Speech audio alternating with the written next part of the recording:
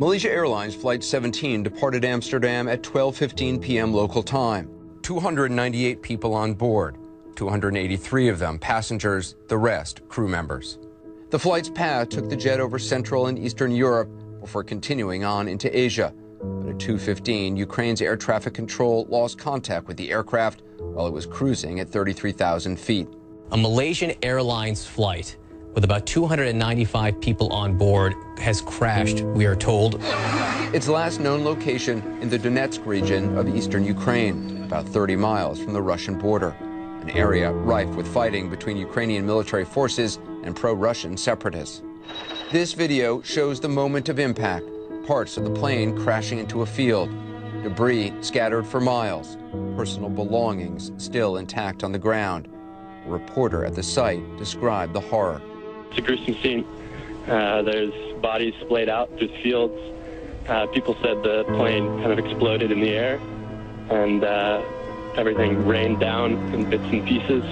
The plane itself, the people inside. President Obama was notified on the phone by Russian President Vladimir Putin as initial reports began surfacing and pledged his support in any way possible. I've directed my national security team to stay in close contact with the Ukrainian government. The United States will offer any assistance we can to help determine what happened and why.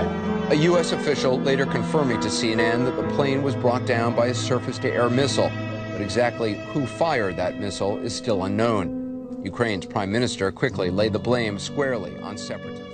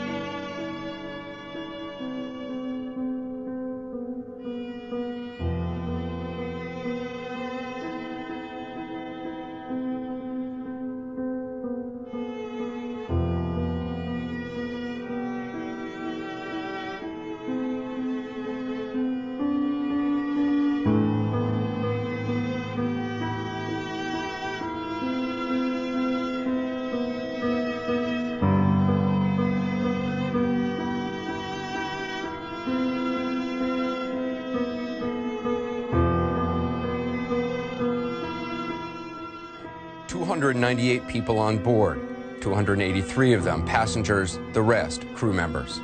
The flight's path took the jet over Central and Eastern Europe before continuing on into Asia. At 2:15, Ukraine's air traffic control lost contact with the aircraft while it was cruising at 33,000 feet.